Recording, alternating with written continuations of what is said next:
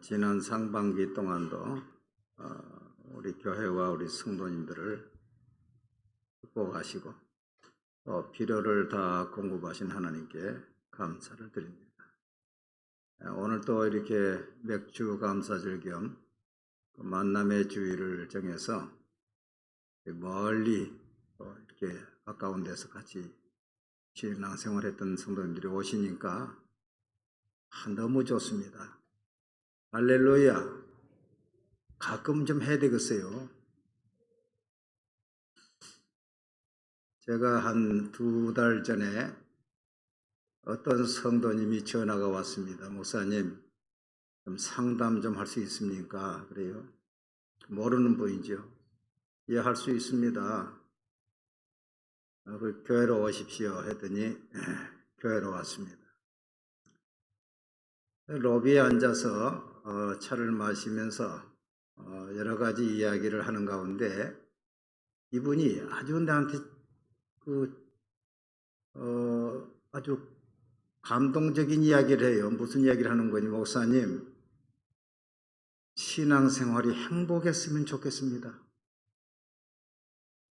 그런 말을 해요. 그 말이 내게 아주 부딪혀 왔습니다. 나는 지금까지 우리 성도들이 실망시키지 않는 목회자가 됐으면 좋겠다, 그렇게 생각했거든요. 우리 성도들이 그래도 실망하지 않는 목회자가 됐으면 좋겠다, 그 정도로 생각했는데 이분 말 들어보니까 실망 정도가 아니라 행복을 줘야 되겠구나. 목사님하고 신앙생활하는 것이 정말 행복했습니다. 그런 말을 들었으면 좋겠구나. 생각이 바꿔졌어요. 여러분 행복하십니까? 행복 안 한 것 같아야지. 여러분 남편은 그 가정을 행복하게 해야 할 의무가 있다고 생각합니다. 왜 그런 거니? 그 부인이 자기 인생을 다 던져서 왔지 않습니까? 자기 인생을 다 투자해 왔는데, 여보 당신 만나서 너무 행복했어요. 당신은 짱이에요. 이런 말을 들어야지. 여보 당신 만나서 내 인생 쪽박 찼어요. 나가리 됐어요. 우리 성도 가운데서는 그런 사람들이 한 사람도 없게 되기를 바랍니다. 그러니까 좋은 남편 만나고 좋은 아내 만나는 것이 축복이고, 목회자로서는 좋은 성도 만나고 또 성도로서는 좋은 목회자 만나는 것이 축복입니다. 저와 여러분이 행복한 신앙생활 되기를 바랍니다. 우리 하나님은 우리가 행복하게 살기를 원하십니다. 한번 따라합시다. 하나님은 우리가 행복하게 살기를 원하신다. 그래서 하나님이 당신의 형상대로 아담과 하와를 창조하시고 동방의 에덴 동산을 창설하시고 그 이름을 에덴이라 그렇게 명명을 딱 했단 말이에요. 그 동산의 이름을 명명할 때는 하나님의 뜻이 다 있지요. 자녀를 낳아서 자녀의 이름을 명명할 때는 그 이름 속에 부모의 뜻이 다 들어있단 말이죠. 그 에덴이라는 뜻이 무엇입니까? 에덴이라는 뜻이 기쁨, 즐거움, 행복이라는 뜻입니다. 너희들은 이 동산에서 즐겁게 살아라, 기쁘게 살아라, 행복하게 살아라는 거예요. 지금도 하나님은 우리가 항상 기쁘고 감사하고 즐겁게 행복하게 살기를 원하시는 것입니다. 그리고 사실 죄를 범죄하기 전까지 아담은 에덴 동산에서 행복하게 살았어요. 창세기 3장 8절을 보면 그들이 그날 바람이 불 때 동산에 거니시는 여호와 하나님의 소리를 듣고 그랬어요. 하나님께서 당신의 형상대로 창조된 그 아담과 하와를 너무 보기 좋고 그들과 함께 사귀고 그 바람 부는 에덴의 오솔길을 걷고 싶어서 하나님이 직접 오셔가지고 이른 아침 그 에덴의 오솔길을 걸으시고 또 저녁 노을을 바라보면서 그 에덴 동산을 거닐었다. 또 이때는 죄가 없었기 때문에 옷을 벗었으나 부끄러움이 없어요. 부끄러움이. 마음에 아무런 상처가 없어. 부끄러움이 없고 하나님과 더불어서 이야기 나누면서 그 에덴을 산책했다. 그런데 어느 날 아담이 보이지 않는 것입니다. 매일 일과로 습관적으로 이렇게 하나님과 교제했는데 어느 날 아담이 보이지 않아요. 그러니까 하나님께서 아담아 내가 어디 있느냐? 하나님이 찾지 않아요. 여러분 성경에 보면 아담만 그렇게 산 것이 아니고 아브라함도 하나님과 얼마나 가깝게 살았든지 하나님의 벗이라 칭함을 받았다. 야고보 2장 23절에 그는 하나님의 벗이라 칭함을 받았나니 벗과 만나면 시간 가는 줄 모르고 벗은 마음의 속 비밀을 다 털어놓고 그래서 부모가 나를 낳았지만은 나를 알아준 사람은 포숙이다. 생하자는 부모지만은 지하자는 포숙이다 그랬잖아요. 부모하고는 이야기가 안 하고 비밀이 있어도 친구하고는 다 비밀을 다 이야기한다. 그러니까 하나님께서 아브라함에게 아브라함아 저 소돔의 죄악이 너무나 많어. 그래서 할 수 없이 저 소돔을 유황불로 내가 멸해야 되겠다. 그 말을 하니까 아브라함이 하나님 그 지금 소돔에는 내 조카 롯이 있지 않습니까? 그 롯이 하나님을 아는데 의인을 악인과 함께 멸하는 것이 하나님의 뜻입니까? 그 성에 의인이 50명이 있으면 어떻게 하겠습니까? 50명이 있으면 내가 벌을 내리지 않지. 50명이 없다고 말이에요. 그럼 45명이 있으면 어떻겠습니까? 45명도 그렇게 해야지. 그리고 40명만 있으면 어떻겠습니까? 40명이 있어도 내가 멸하지 않을 것이다. 30명, 20명, 10명까지 내려와야지. 하나님과 더불어 밀당을 했다니까. 모세도 사람이 친구와 이야기함과 같이 하나님과 이야기했더라. 출애굽기 33장 11절 사람이 자기의 친구와 이야기함과 같이 여호와께서는 모세와 대면하여 말씀하시며 모세가 성막에 들어갔을 때에 하나님께서 대면해서 모세와 말씀해 주시고 시내산에 올라가서 40일 금식할 때는 하나님이 대면해서 말씀하셔서 모세의 얼굴에서 광채가 나가지고 말이죠. 사람이 볼 수 없을 정도라. 여러분 지금 우리도 죄가 없이 예수 그리스도를 통해서 죄사함 받고 다시금 복락원 돼가지고 내 안에 주신 하나님의 성령과 더불어 교제하고 성령의 위로를 받고 성령과 더불어 동행하고 에덴 동산에서 아담이 하나님과 동행했던 것처럼 오늘 여러분 내 안에 하나님의 영이 계시고 성령과 더불어 동행하는 것입니다. 할렐루야. 동행하는 것입니다. 그 친밀하게 동행하면 성령께서 내게 말씀하시고 내가 성령께 묻기도 하고 성령이 또 내게 말씀하시고 이런 친밀한 관계가 이어지는 거예요.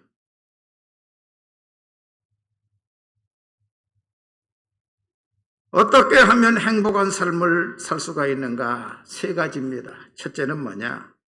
죄가 없어야 행복합니다. 죄가 들어오기 전까지는 하나님과 얼마나 교제가 잘 됐습니다. 그런데요, 죄가 들어오면 교제를 딱 끊어버립니다. 교제가 딱 끊어져요. 그래서 하나님을 피해서 숨었어요, 안 숨었어요? 숨어버린 것입니다. 또 자기 자신이 부끄럽습니다. 여러분, 죄를 지으면요, 자존심이 높아지겠어요? 자존심이 낮아지겠어요? 자존심이 자꾸 낮아지는 거예요. 친구와 사이에도 죄가 없어야 됩니다. 부부와 사이에도 죄가 없어야 돼요. 그 죄 때문에 다 분리가 이루어지는 거예요. 따라합시다. 죄가 없어야 행복하다. 죄가 들어오면 관계가 끊어지고, 죄가 들어오면 기쁨이 사라져요. 그래서 여러분, 어느 가정에 가든지 그 가정이 행복한가 아니면 다툼이 있는가 보려면은 뭘 보면 합니까? 그 가정이 행복한가 아니면 불행한가를 보면 어디를 봐야 알아요? 예? 거울이 있어, 거울이. 어디를 봐야 돼요? 부인의 얼굴을 보면 보는 게.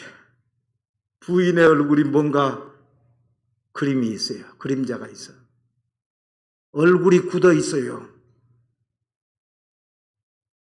어디 부인들 얼굴 표정 좀 잘 관리해 보세요. 그 기쁨이요, 이 꺼리낌이 있다든지 이게 행복하지 못하면 벌써 얼굴에 그림자가 있어요. 웃음이 사라졌어요.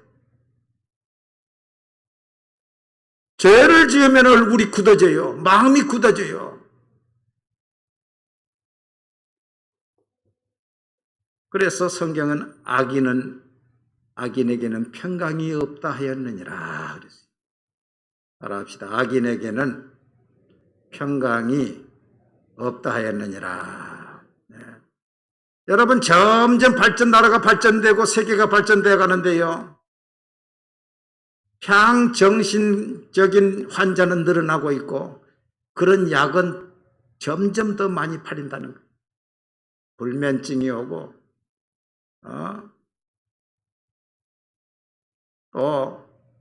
불안증이 오고 그 약을 먹어도 되는 게 아니에요. 그 속에 그 죄 문제, 꺼리낌 문제, 그 문제를 치료해야만이 되는데 그건 치료하지 않고 약만 가지고 되는 게 아니라.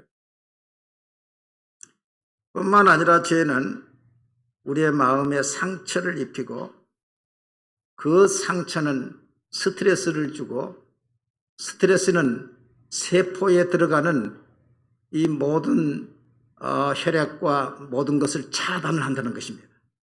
제가 지난 한 2주 전에 힐링 코드라고 하는 책을 읽었습니다. 몇 년 전에 제 조카가 안수 집사인데, 삼촌 힐링 코드를 읽었습니까? 그래 나보고. 아니, 그건 못 읽었는데. 그 힐링 코드 책을 한번 읽어보세요. 그래 제가 숙문당에 이야기했더니 그 책이 절판됐습니다 그러더라고요. 근데 이번 봄에 어느 곳에 갔더니 힐링 코드 책이 있어요. 그래서 사가지고 와서 내가 다 읽어봤습니다. 읽어봤는데 힐링 코드는 이 대체의학 책보다는 한 단계 더 높다. 제가 그걸 봤어요. 대체의학에서는 어떻게 이야기하는 거니, 사람의 질병이 육신에 나타나기 전에 그 마음의 병이 있다. 마음의 병이 육신의 질병 나타난다. 그러므로 마음의 병을 치료해야 된다. 그건 맞는 말이죠. 마음의 병을 치료해야 된다. 그래서 대체의학에서는 화해와 치유의 산책이라는 것이 있어요. 그래서 저기 좀 자기가 걸을 만큼 길을 정해놓고 갈 때는 자기가 마음에 있는 그 아픔, 그런 것을 다 이야기하는 것입니다. 이야기하고 하는 것입니다. 내가 이런 마음이 아프다. 뭐 하나님도 없고 대상이 없죠. 이게 혼자 하는 것입니다. 너무 괴롭다. 살기가 너무 힘들다. 이제 올 때는 뭐라고 이야기하는 거니? 자기한테 그 아픔을 준 사람, 그 사람도 잘 되기를 바란다. 축복을 하는 거예요. 그냥 축복을. 그래서 화해와 치유의 산책을 하고, 또 상상요법을 하는데 가만히 가부좌를 두고 앉아서 눈을 감고 저 하늘에서 치유의 기운이 치유의 능력이 그게 하나님이 됐든지 세상의 기운이 됐든지 그 치유의 기운이 나한테 들어온다. 나를 치료한다. 이렇게 상상을 하고 또 화근요법이 있어. 화근요법이. 뭔 거니? 그렇게 한 다음에는 화근해요. 지금 내 병은 다 치료되었다. 다 나았다. 그렇게 화근을 막 하는 거예요. 그런데 힐링 코드에서는 그보다 더 한 단계 더 나아가지고 기도요법을 하더라. 기도요법이 돼야죠. 상상만 해드는 것이 아니라 그 기도요법을 보니까 어떻게 이야기하고 있는 거니? 알거나 알지 못하는 부정적인 이미지. 그래서 이 스트레스의 원인을 10% 정도는 알지만 나머지 90%는 모른다는 거예요. 모르는데 그것이 내 몸 안에 지금 작용하고 있다는 거예요. 그렇기 때문에 알거나 알지 못하는 부정적인 이미지, 건강하지 못한 믿음, 파괴적인 세포 기억, 그리고 나와 관련된 모든 신체 문제를 발견하고 드러내서 신의 빛, 생명, 사랑으로 나를 가득 채워 치유하기를 기원합니다.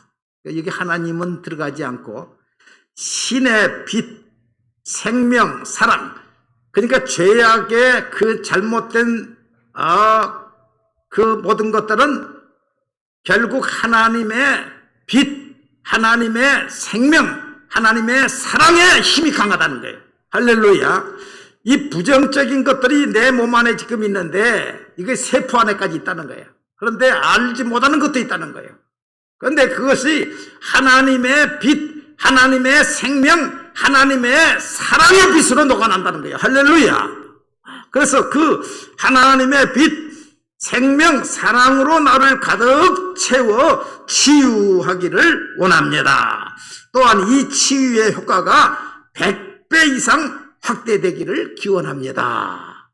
이렇게 이제 그 책을 보면은 자기 손을 가지고 기도하면서 제일 먼저는 이제 코 위에다가 1분 정도로 이렇게 손에서 치유의 강성이 나간다는 거예요. 그 다음에 목에다가 1분 이상 넣으면서 그 기도를 또 한다는 거예요.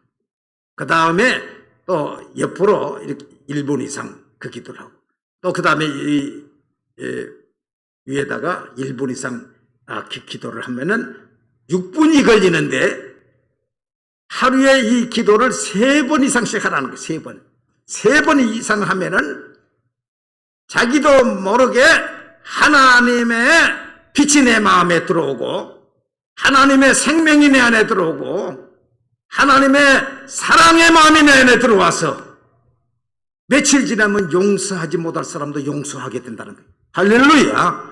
그래서 치유의 역사가 일어난다고 아주 310페이지 되는 책에 그 내용들을 가득 채워놨어요. 그래서 상당히 복잡하게 설명을 해놨다마는 성경은 간단하다. 뭐냐? 하나님 앞에 회개하고 화목하면 되는 것이에요. 사람 앞에 원망들을 말하는 있으면 찾아가서 사과하고 또 와서 예배드리면 되는 거예요. 그래서 욥기 22장 2절에 보니까 너는 하나님과 화목하고 평안하라. 그리하면 복이 내게 임하리라. 시편 32편에 다시 내가 내 입을 열지 아니할 때에 종일 신음함으로 내 뼈가 쇠하였나이다. 주의 손이 주야를 나를 누르시오니 내 진액이 빠져서 여름 가뭄에 마른같이 되었나이다.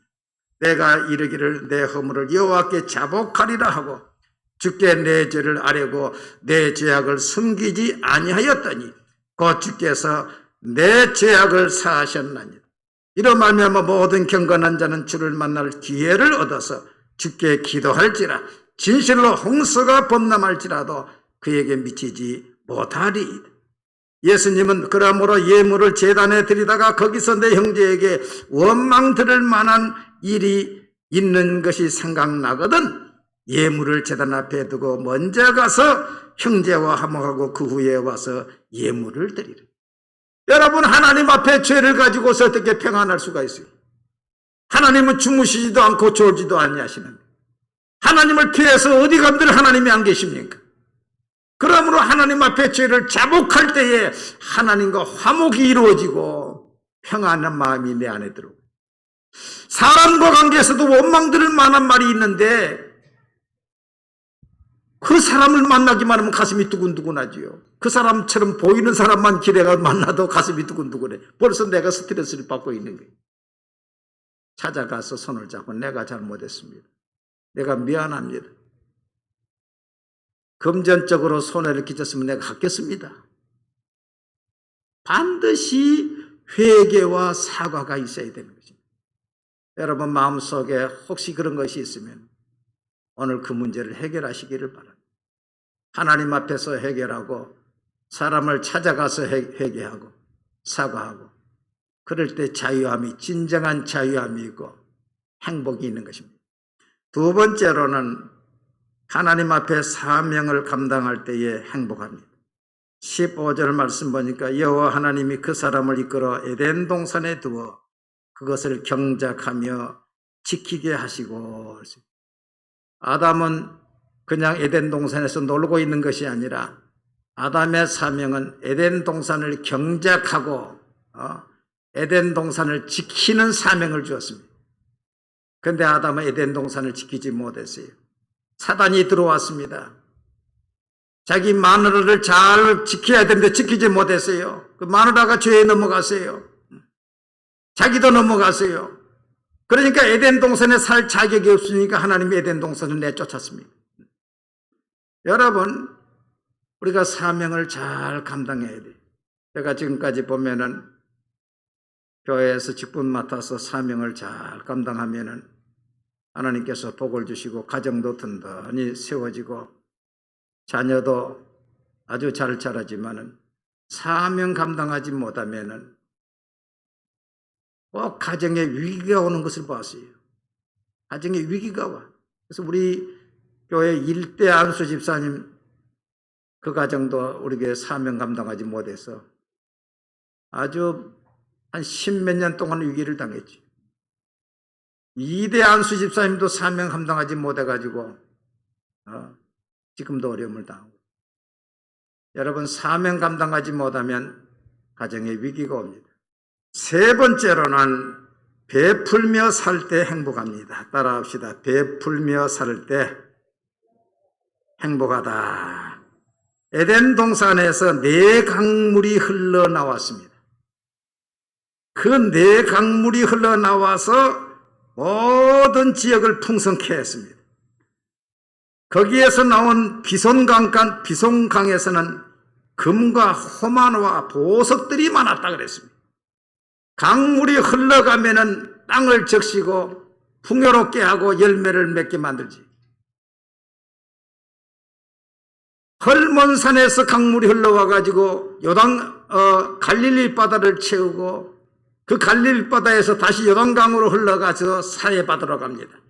갈릴리 바다는 그 물을 받아서 또 흘려보내니까 지금도 살아있어가지고 갈릴리 바다에 베드로 고기 모든 생물이 많이 살고 있어요.